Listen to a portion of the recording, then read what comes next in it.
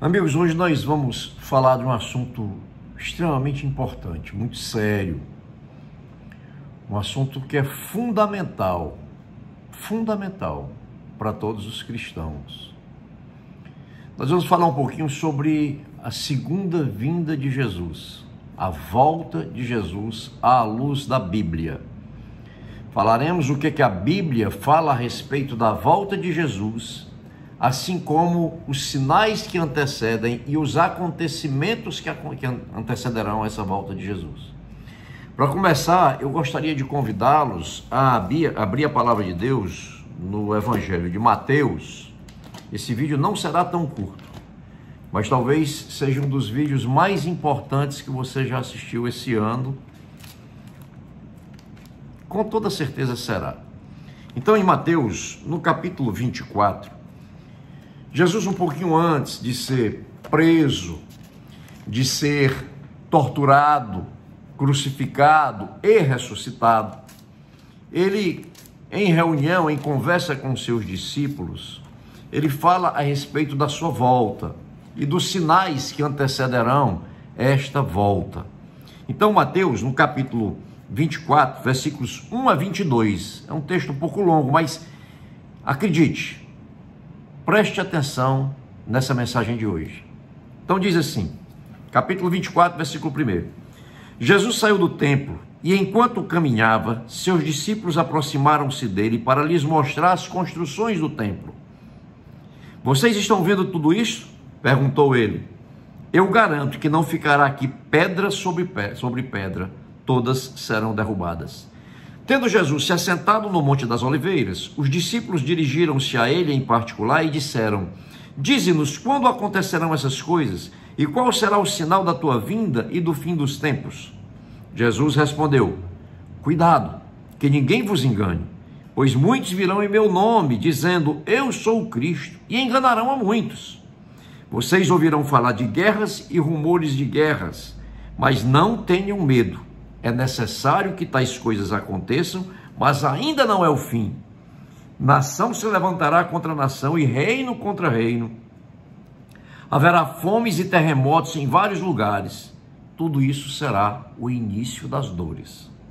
Então eles os entregarão, continuou Jesus dizendo, então eles os entregarão para serem perseguidos e condenados à morte.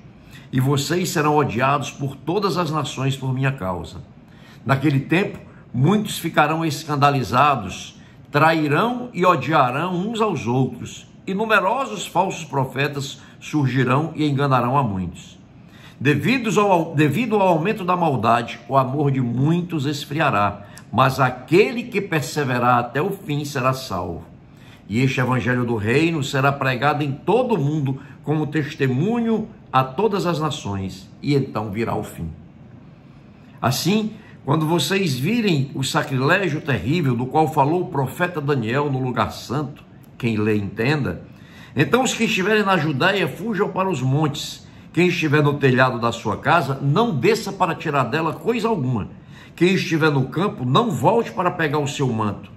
Como serão terríveis aqueles dias para as grávidas e para as que estiverem amamentando. Orem para que a fuga de vocês não aconteça no inverno nem no sábado, porque haverá então grande tribulação, como nunca, desde o princípio do mundo até agora, houve, nem jamais haverá. Se aqueles dias não fossem abreviados, ninguém sobreviveria. Mas por causa dos eleitos, aqueles dias serão abreviados. Se então alguém disser: Vejam, aqui está o Cristo, ou ali está ele, não acreditem, pois aparecerão falsos cristos e falsos profetas, que realizarão grandes sinais e maravilhas para, se possível, enganar até os eleitos. Vejam que eu os avisei antecipadamente. Finalizou Jesus aqui nesse versículo. Na verdade ele continua, mas nós finalizamos aqui a palavra nesse versículo. No versículo 24. Então, queridos, a volta de Jesus ela é uma certeza exposta em toda a Bíblia, desde o Antigo Testamento. Aliás, o assunto da Bíblia Sagrada é Jesus Cristo. desde o Antigo Testamento até Apocalipse. Ele é o tema principal. Mas como há mais de 2000 anos nós sabemos que ele vai voltar, talvez muitos pensem que isso é uma fábula, ou que não há possibilidade disso acontecer na nossa geração, e estão desprevenidos, estão acomodados, estão sem perceber tudo que está acontecendo no mundo e que aponta para uma volta iminente do Senhor. O Elton, particularmente, acredito que será na nossa geração. E eu venho pregando sobre isso há mais de 15 anos, que será na nossa geração. Os sinais estão aí. Pare para pensar, queridos. O que está acontecendo é que você e eu podemos fazer parte da geração do fim. Não dá para afirmar, mas é uma possibilidade real. Isso, se por um lado é assustador, por outro também é um privilégio fazer parte da geração que vai encontrar Jesus nos ares, que vai receber Jesus aqui neste mundo, ver o cumprimento das Escrituras de uma maneira tão clara que é incrível o que está acontecendo nesse mundo. É assustador porque a palavra de Deus ela fala na grande tribulação. Isso é assustador. Quando nós lemos o versículo 21, Jesus disse o seguinte, eu vou ler novamente: porque haverá então grande tribulação, como nunca houve desde o princípio do mundo até agora, nem jamais haverá. Se aqueles dias não fossem abreviados, ninguém sobreviveria, mas por causa dos eleitos, aqueles dias serão abreviados. Isto é o que assusta. Uma tribulação como jamais aconteceu no mundo, jamais. Você pode imaginar? Deixa eu te dizer uma coisa, tudo na vida você pode exagerar e eu também. Podemos exagerar na pescaria o tamanho do peixe, podemos exagerar a capacidade de cada um, podemos exagerar a potência dos nossos motores, podemos exagerar qualquer coisa, mas não é possível exagerar o quadro da grande tribulação. É algo tão terrível que não dá para exagerar. Por mais que haja esforço, não há para exagerar esse tempo de angústia que acontecerá aqui na terra. É realmente assustador. A Bíblia diz que haverá uma perseguição aos filhos de Deus, é uma perseguição final. Se nós olharmos em Apocalipse, o livro das revelações, a visão dada por Deus a João das últimas coisas que aconteceriam, se nós olharmos o capítulo 13, versículos 5 a 7, está escrito assim, abre aspas, a besta foi dada a boca para falar palavras arrogantes e blasfemas, e lhe foi dada a autoridade para agir durante 42 meses. Ela abriu a boca para blasfemar contra Deus e amaldiçoar seu nome e o seu tabernáculo, os que habitam no céu. Foi-lhe dado poder, preste atenção agora no versículo 7, foi-lhe dado poder para guerrear contra os santos e vencê-los. Foi-lhe dada autoridade sobre toda tribo, povo, língua e nação. Os santos são os filhos de Deus, são os salvos em Jesus, santos, separados por Deus. Apocalipse está dizendo que a besta recebeu o poder para guerrear contra os santos e vencê-los. Está dizendo no versículo 7 que foi-lhe dada autoridade sobre todo povo, tribo, língua e nação, sobre todos os países ela mandará. Isso fala de um governo mundial. Se nós formos adiante, fala sobre a adoração à imagem, fala que no versículo 16, fala que ela obrigou a todos, pequenos e grandes, ricos e pobres, livres e escravos, a receberem uma certa marca na mão ou na testa, na mão direita ou na testa, para que ninguém pudesse comprar nem vender, a não ser quem tivesse a marca, que é o nome da besta, que é o número do seu nome. Apocalipse capítulo 13, versículos 15 a 17. Em Apocalipse 6, 9, está escrito assim, quando ele abriu o quinto selo, vi debaixo do altar as almas daqueles que haviam sido mortos por causa da palavra de Deus e do testemunho que deram. Está aqui Apocalipse, falando de perseguição, de uma autoridade, de uma perseguição e de uma guerra contra os santos.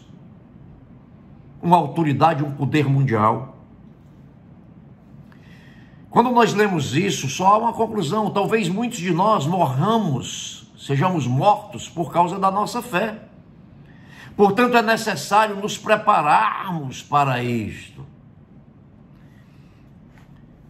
Você pode dizer: ah, mas e o arrebatamento? Não vai acontecer antes de tudo isso? Eu quero abrir um parêntese aqui para falar sobre esse assunto. Existem 3 linhas teológicas a respeito do arrebatamento. Existe a linha do arrebatamento pré-tribulacionista, aquela que diz que a igreja será levada aos céus antes desse período da grande tribulação.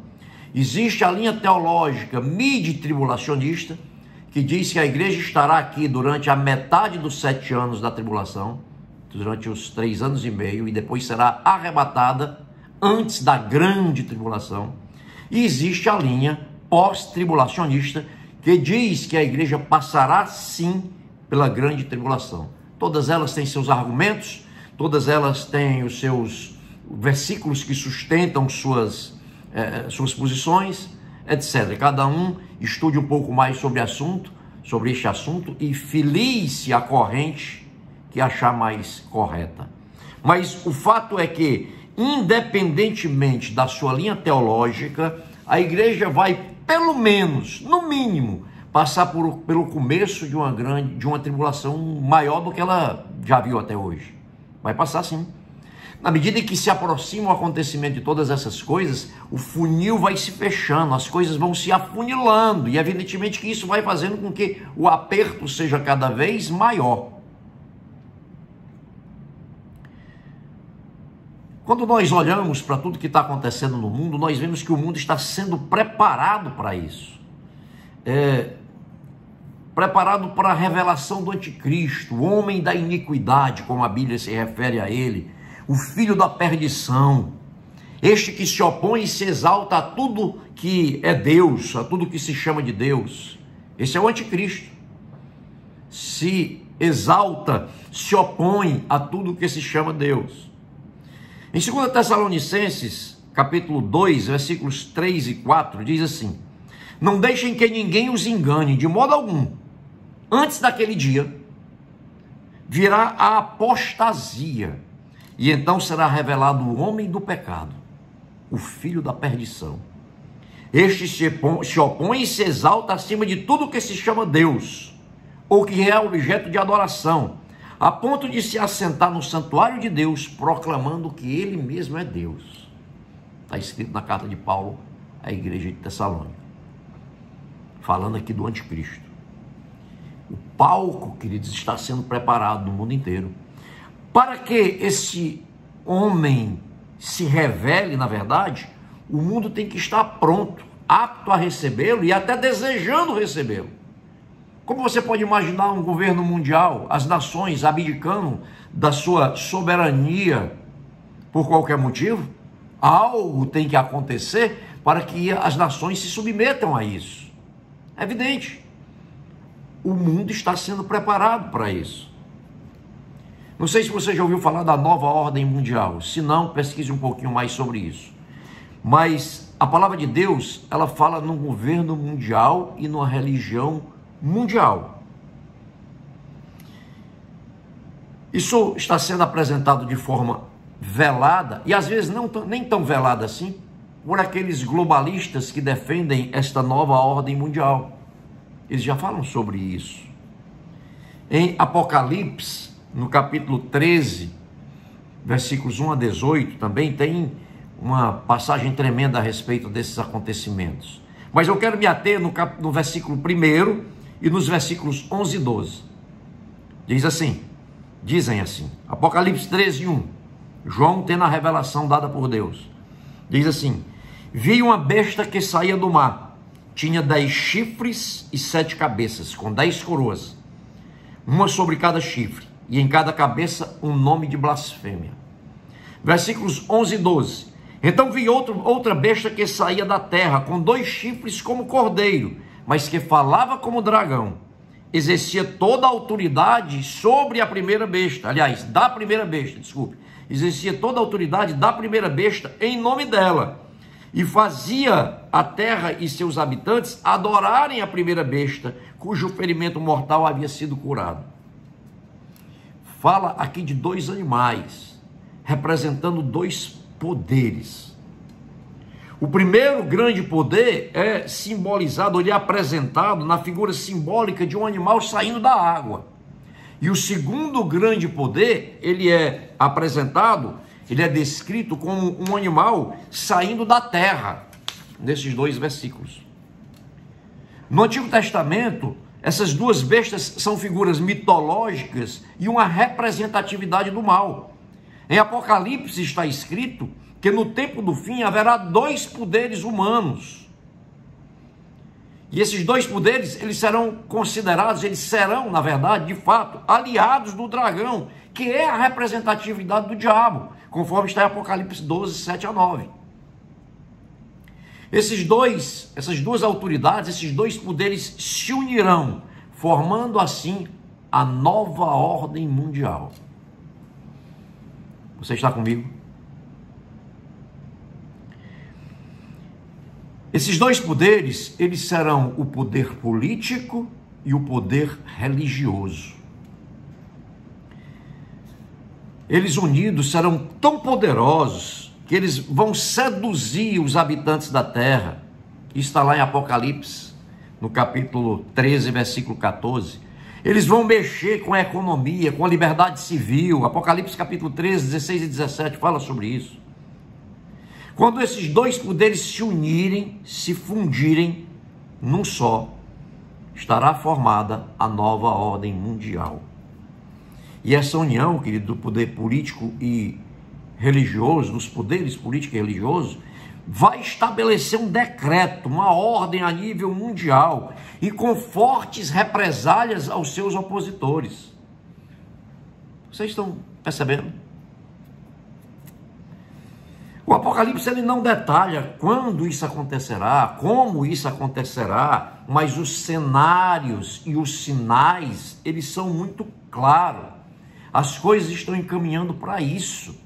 Estão caminhando para isso. Eu disse há pouco que para que as nações abdiquem da sua soberania e se submetam a um poder mundial, a um poder global, é necessário que haja algo muito grave.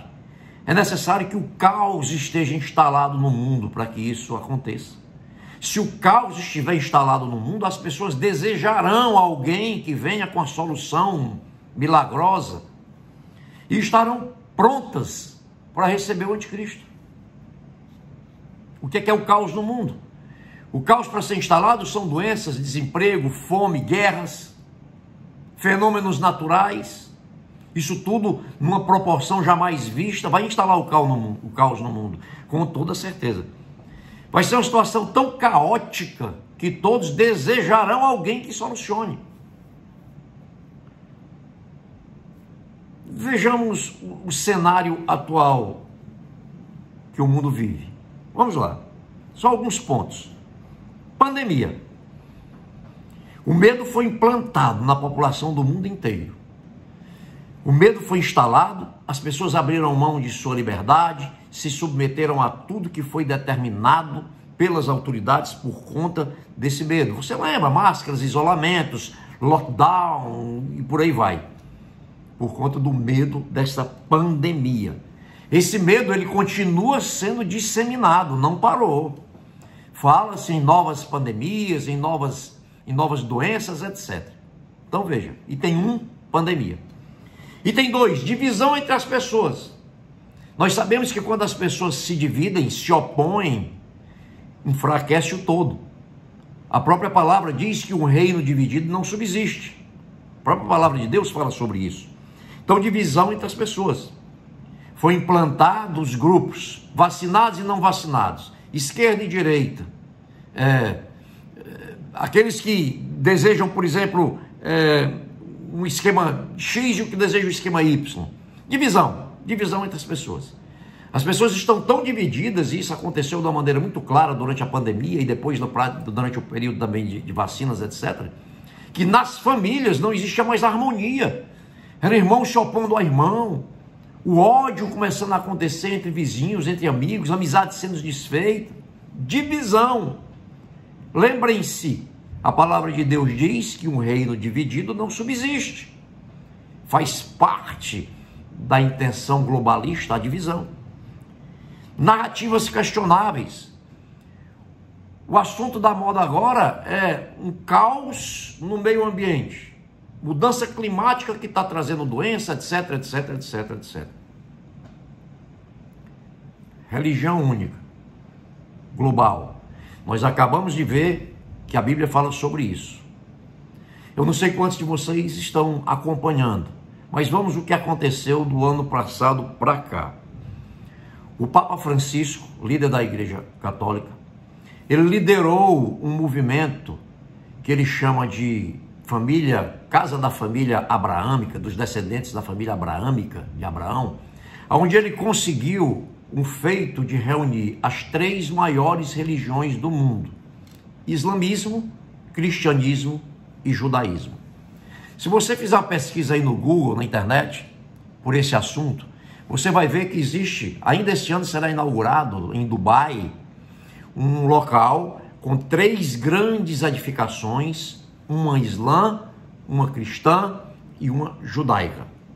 Está lá, todos juntos, em harmonia, o que aponta para uma futura doutrinação harmônica, uma futura doutrinação em comum. Moeda única. Ora, para que haja um domínio mundial, é preciso que as pessoas percam a sua liberdade por completo, e isso não tem como acontecer também se não passar pelo lado financeiro, econômico. Então, fala-se na moeda única, uma forma ou um instrumento de dominação também. Vejamos os últimos acontecimentos. O Brasil está criando o seu real digital.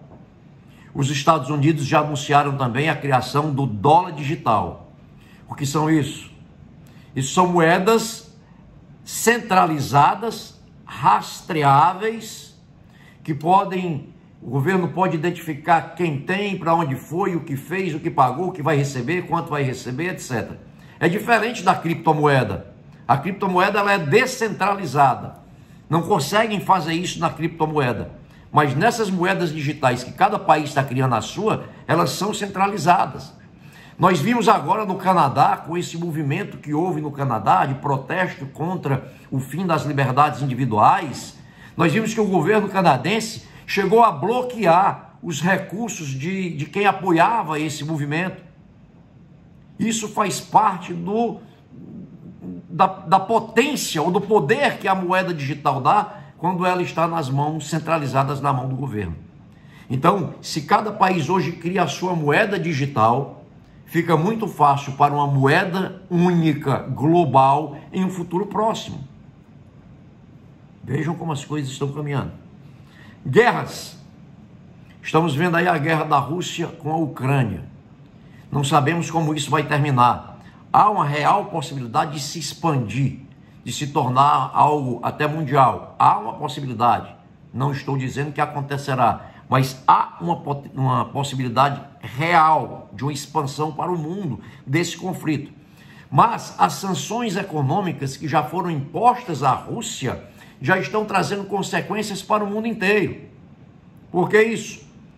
Porque na hora em que a Rússia fica isolada do comércio internacional, dos meios de comercialização internacional, isso respinga no mundo todo. A Rússia, por exemplo, é o maior produtor de gás para a Europa, é fornecido por ela e a Ucrânia. Na hora que ela está isolada, se faltar gás na Europa e na Ucrânia, isso tem reflexo direto na condição até mesmo da saúde das pessoas, porque esse gás é necessário para o aquecimento. A Europa é fria, tem a época de neve, de frio. Além do gás necessário, do combustível necessário para uma economia andar normalmente. Então, foi feito isso, esse isolamento. Além disso, a Rússia e a Ucrânia são grandes produtores de grãos, principalmente trigo, que é o alimento principal para o mundo inteiro. Ela exporta esse trigo. Na hora em que ela se isola, vai faltar trigo. vai faltar grãos. A Rússia e a Ucrânia são grandes produtores de fertilizantes. O Brasil, por exemplo, é um dos maiores produtores mundiais de grãos e depende do fertilizante de lá também. Se não vier esse fertilizante, significa o quê? Safra menor. Safra menor, escassez de alimento. Escassez de alimento, carestia. Carestia, fome. Várias empresas, inclusive, já saíram da Rússia, não operam mais na Rússia, suspenderam suas operações na Rússia. Alguns exemplos: Airbnb, Microsoft, Google, Apple, Samsung, Spotify, PayPal, Netflix, Amazon, TikTok e por aí vai, muitas outras. Isso significa o quê para a Rússia também? Desemprego, empresas falindo, falta de insumos para manter a sua economia mais básica funcionando, insumos de manutenção de aeronaves e por aí vai, insumos hospitalares.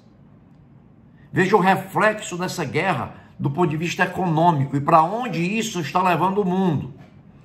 As autoridades já admitem que faltará alimentos, já admitem escassez de alimentos. A escassez, lei da oferta e da procura. Não tem alimento, aumenta o preço.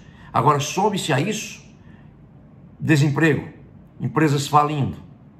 Percebam o caos sendo instalado aos poucos.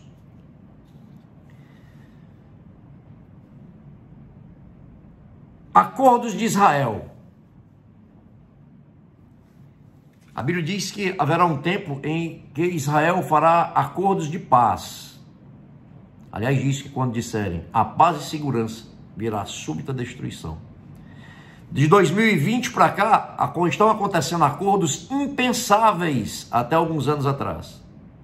Por exemplo, em agosto de 2020, Israel e os Emirados Árabes Unidos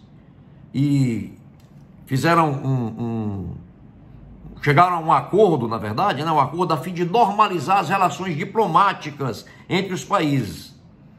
Até aquele momento, queridos, das nações árabes, apenas o Egito e a Jordânia mantinham relações diplomáticas com Israel. Assim sendo, quando os Emirados Árabes Unidos se tornaram o terceiro país a estabelecer acordo de paz com Israel, acordos que viessem a melhorar as relações diplomáticas, também abre um espaço para que novos países também façam isso. Dando sequência a esses acordos que trarão, abre aspas, ou entre aspas, paz e segurança, principalmente por envolver a Palestina, na semana passada aconteceu mais um fato impensável. Está em andamento um acordo entre Israel e Turquia, sua arqui-inimiga.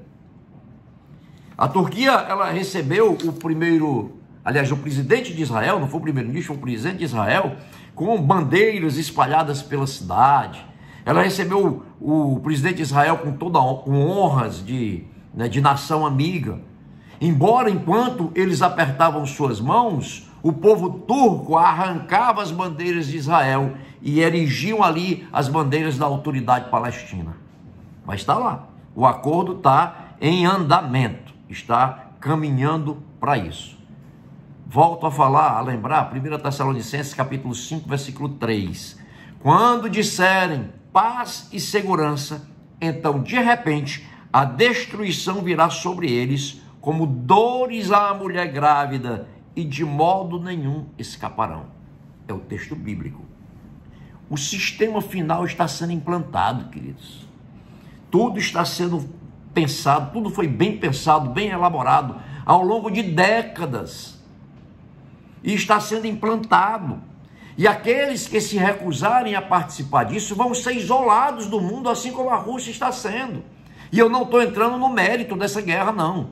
Eu estou só mostrando as consequências dela. Serão isolados assim como ela está sendo. E nós, como igreja, estamos diretamente envolvidos nessa realidade, nesse cenário. Quando nós vemos tudo isso, só há uma conclusão.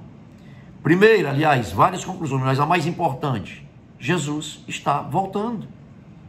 Está às portas. E antes disso, esse mundo vai ficar muito difícil. Se eu e você não estivermos conscientes disso e fortalecidos na fé, nós não suportaremos. Você está entendendo? Se nós não estivermos fortalecidos na fé, nós não suportaremos. A Bíblia diz que a fé vem por ouvir e ouvir a palavra de Deus. Mais do que nunca, precisamos de uma comunhão com Deus. É verdade que a igreja passará pela tribulação ou pela grande tribulação? Depende do que você creia. Por tribulações grandes, sim. Por grande tribulação, eu estou fazendo aqui um trocadilho, mas que tem todo o significado, depende do que você creia. Se você for pré-tribulacionista, mid-tribulacionista ou pós-tribulacionista. Mas a tribulação vai aumentar, sim. A perseguição vai aumentar, sim. E nós precisamos estar antenados com a palavra de Deus. Nós precisamos estar percebendo, pedindo discernimento de Deus, para que possamos ser obedientes às suas orientações nesse período. Existem orientações para isso. Sejamos obedientes e pedindo para que Deus nos mostre o momento, os meios, a forma de nós obedecermos. Do contrário, vamos sucumbir. Agora, tem uma notícia maravilhosa em tudo isso. É que a Bíblia diz também que quando essas coisas começarem a acontecer, levantemos as nossas cabeças, porque o nosso Redentor está voltando. E é maravilhoso saber que o nosso Redentor, o nosso Salvador, o nosso Senhor Jesus Cristo está voltando para nos buscar, para estarmos com Ele. Isso é maravilhoso. Como é maravilhoso também nós sabemos que Deus sempre cuidou da sua igreja, sempre. Mesmo nas tribulações, mesmo quando Ele não livrou da tribulação, mas quando Ele livrou na tribulação. Quer ver exemplos disso? Noé não foi livrado do dilúvio, mas ele e sua família foram livrados no dilúvio. Aquela arca os livrou no dilúvio e não do dilúvio. Quer ver outro exemplo? O povo de Deus, quando saiu do cativeiro do Egito, 400 anos escravos no Egito, e quando eles passaram 40 anos pelo deserto, eles estavam no deserto. O deserto não é um lugar de conforto, queridos. Deserto é lugar de desconforto, mas não faltou alimento. Deus fazia cair do céu o maná todos os dias. Deus providenciava a água necessária. A roupa daquelas pessoas não se deteriorava. Os calçados cresciam junto com os pés das crianças. Deus cuidava. E eu quero abrir um parêntese. Você pode dizer assim, mas por que Deus, depois de tanto tempo, faz com que, de tanto tempo que o seu povo estava escravizado, Deus faz com que esse povo passe ainda pelo deserto por 40 anos? Lembrem-se, 400 anos que aquele povo estava no Egito. Várias gerações já tinham morrido. Eles já não sabiam mais quem era Deus. Eles já estavam adorando deuses egípcios. Eles precisavam voltar a crer, a confiar nesse Deus maravilhoso. Por isso Deus os fez passar ali por aquele deserto. Porque todo dia eles tinham que estar acreditando que Deus traria as provisões como de fato trouxe. Deus disse, olha, eu vou mandar o maná do céu, mas não adianta você querer juntar o que eu estou mandando hoje e fazer um estoque para amanhã, porque amanhã ele vai estar estragado. Você vai ter que acreditar que amanhã eu mando de novo. E assim foi. Então Deus cuidou do seu povo durante aquele período lá no deserto. Você quer ver outros exemplos de que Deus cuidou do seu povo, daqueles que são dele, na tribulação, não livrando da, mas livrando na? Os amigos de Daniel, Sadraque, Meseque e Abednego, eles foram para a fornalha ardente. Eles não foram livres ou livrados da fornalha ardente. Não, eles entraram na fornalha ardente, mas não queimaram. Deus cuidou deles ali. Queridos, eu creio do fundo do coração que Deus também vai cuidar de nós, independentemente de qualquer situação. Mas tenhamos consciência de que passaremos pela tribulação. Ou grande, ou muito grande, antes da grande. Nós passaremos por isso. E tenhamos consciência que precisamos estar preparados para isso. E esse preparo é espiritual. Vamos perceber os sinais. Jesus falou, olhem os sinais, olhem Israel, olhem a figueira.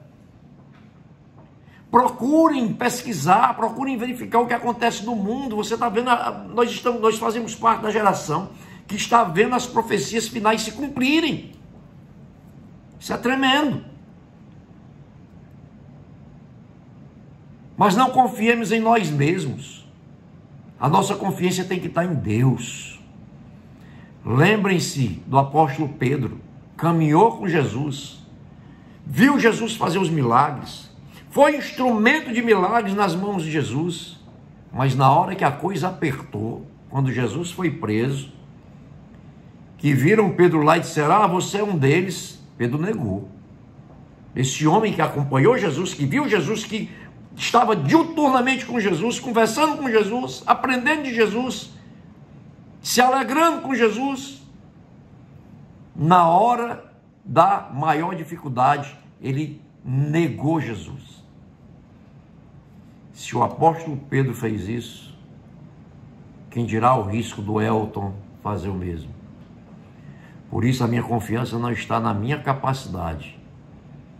A minha oração é que Deus me traga força, a mim, a minha casa, minha esposa, meus filhos, minhas noras, meu genro, meus netos e a toda a igreja do Senhor. Que Ele traga força para, se nós passarmos por isso, precisarmos passar por isso, estejamos firmes com Ele e não o neguemos em nenhuma hipótese. Essa mensagem, talvez alguns entendam como uma palavra assustadora, mas ela é a palavra de Deus, está escrito na Bíblia Sagrada. Nós não podemos omiti-la. E não é para assustar você, é para sacudir você. É para fazer com que você abra os olhos para tudo que está acontecendo. Não se deixe dispersar mais por essas distrações que a mídia comprometida está jogando sobre você e sobre mim. E possamos nos focar na palavra e no discernimento do Espírito, entender o que está acontecendo. E ao mesmo tempo, ter uma vida de comunhão com Deus, para que possamos perseverar, como está escrito, até o fim. Eu creio que o Espírito Santo falou aos nossos corações nesta mensagem. Responda as duas perguntas. O que Deus está falando com você e o que é que você vai fazer a respeito?